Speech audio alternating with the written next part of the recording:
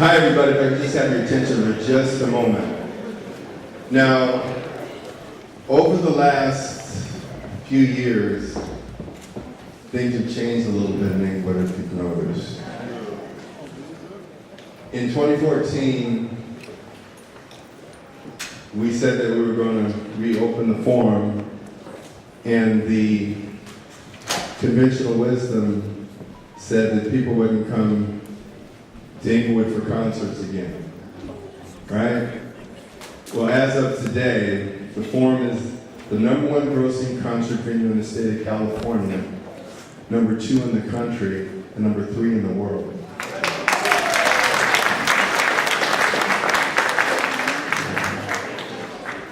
Just a little bit trip down memory lane. I started working in Inglewood in 1972 for the police department.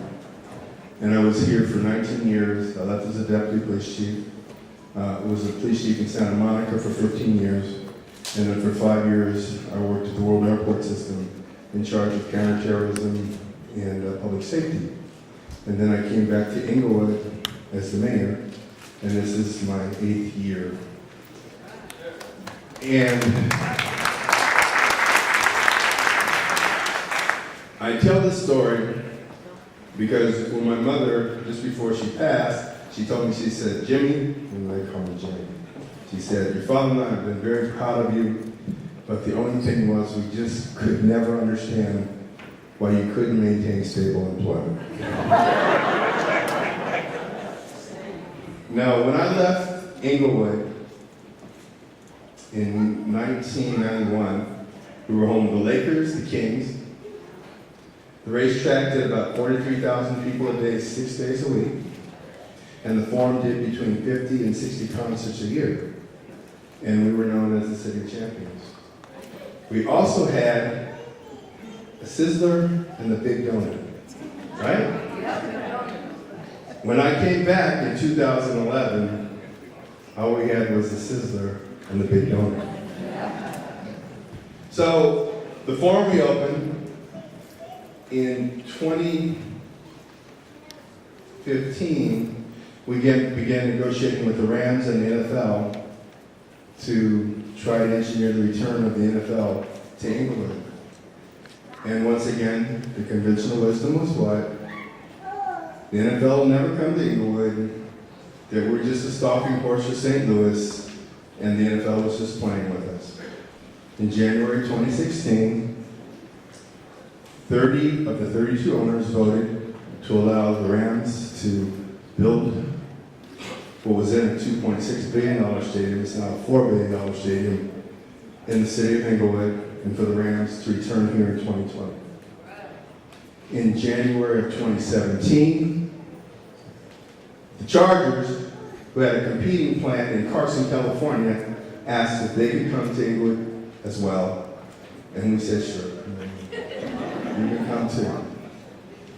In June of 2017, we entered into an exclusive negotiations agreement with the Clippers for them to build state-of-the-art NBA arena, their corporate headquarters, practice facility, and a couple 100,000 square feet of open space for the residents here. In 2018, the Girl Scouts of America bought the old Veterans of Foreign War building on La Brea, just across from Inglewood Car Wash, with the intent of renovating it and moving their regional headquarters from Marina Del Rey to Inglewood. And as we all know, when the Girl Scouts come, it's all over.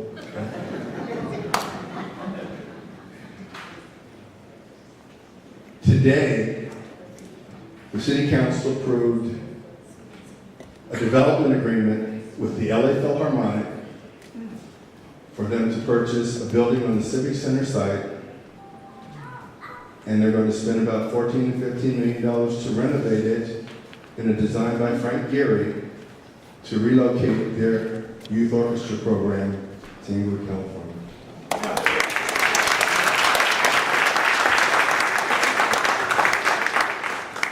I'm not done In 2020, the NFL Network, which has been based in Culver City, will move to Inglewood, California.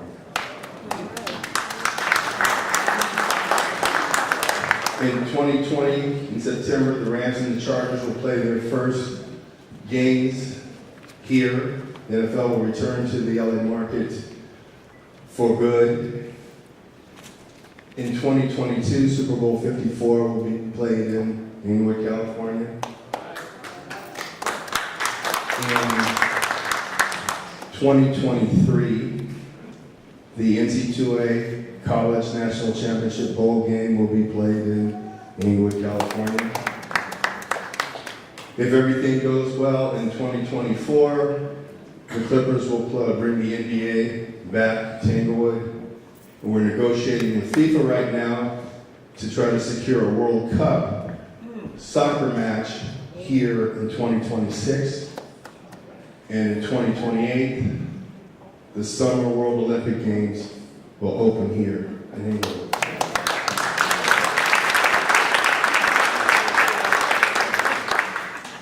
So, with all that happening, you know the only thing people ask me? Well, what about the traffic? And here's my answer. What did we do without the traffic? Here's what we did without the traffic. Our property values plummeted. Our unemployment reached 17.5%.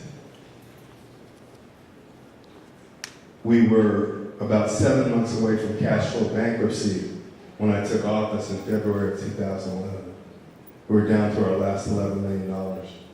And we were burning on the average $50,000 a day more than we were taking in the revenues. So that's what we did without traffic.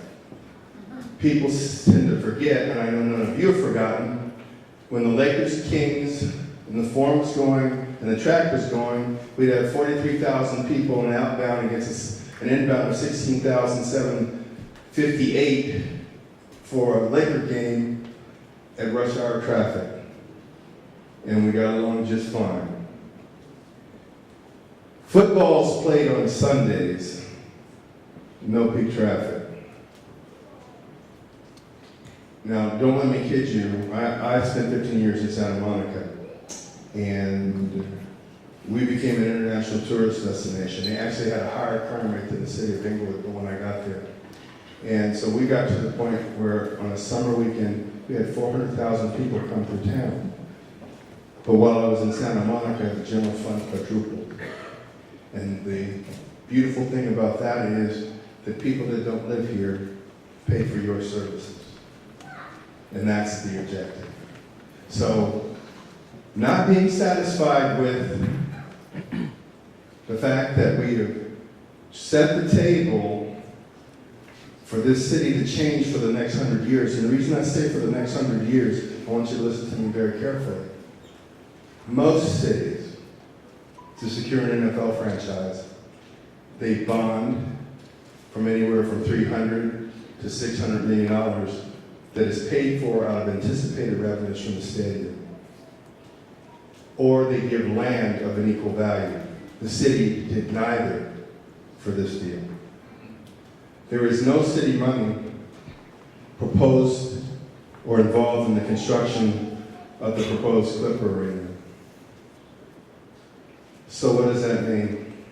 That means if anybody decides that their facilities are dilapidated and they want to move, they leave their money here. And believe me, there will be people, entities, happy to come in and fill the void. And that's what happens when you negotiate well. Now, what did we get out of it?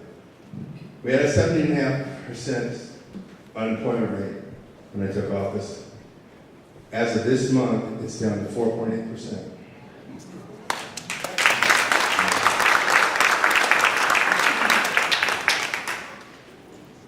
We have written to all of our development agreements, local hire goals. Our local hire goals are 35%.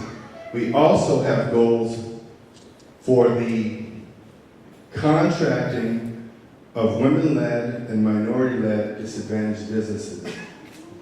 And what has that resulted in? In 2017, $166 million of construction subcontracts went to women-led and minority-led subcontractors for the stadium project.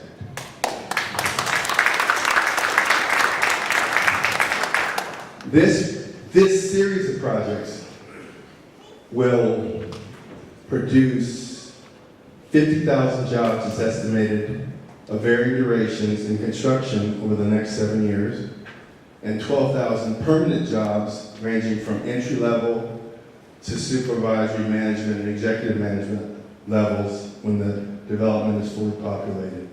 Let's talk about that 298 acres, and then we're going to talk about why we're here. That 298 acres is programmed for a 70,000-seat NFL stadium, a 300-key hotel, a movie theater,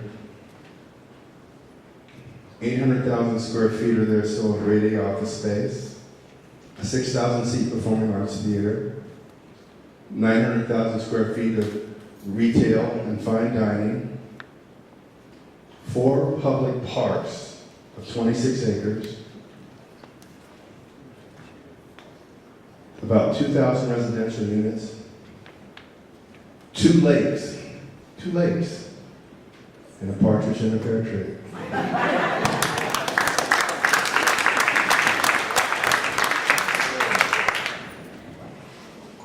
This development will be the catalyst for the total renovation of the city. It's already, people try to say, well, it's because of the stadium that property values have risen. Well, no, the reason property values have risen in Inglewood is because we have run the city in a way that people that invest knew that it was an up-and-coming city. Property values have been rising in Inglewood since the end of 2012 when they hit rock bottom. Everybody remembers in 2007, 2008, there was a recession, and then the housing market crashed because of all the stated income, no documentation loans that hit their adjustables and people couldn't pay for their properties. And so the housing market crashed. And that almost finished Inglewood off. But we turned things around, we straightened out our budgetary orientation.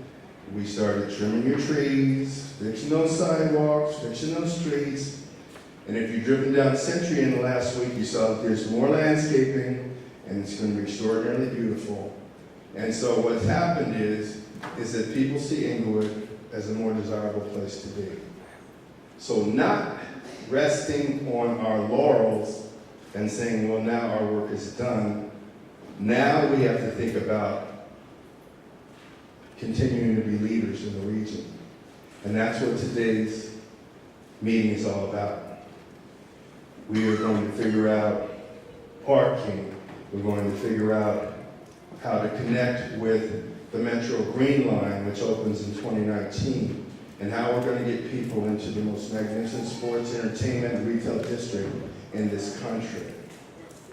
And we're going to be the leaders that have seized our opportunity for self-determination like no community ever has in such a rapid period of time. And so I want to tell you, we're going to look at different modalities for that happening, but a gentleman gave me a book on monorails and he said, this is what we got to do. But I'm going to tell you, you're going to hear a lot of good ideas about things that can be done, about our situation here, and how we're going to continue to be progressive and continue to lead this country in letting people know how a city should be run, in letting people know that we are building an economic infrastructure so that our children, when they return from college, can work and raise families in the city that they grew up in and not have to go elsewhere to do it. So I want to thank you for your attention, and I'm going to turn this back over to Lisa, and this is just another milestone in that story of Inglewood. And the last thing it is, I stole this from Apple. The only thing that's changed about Inglewood is everything. Thank you.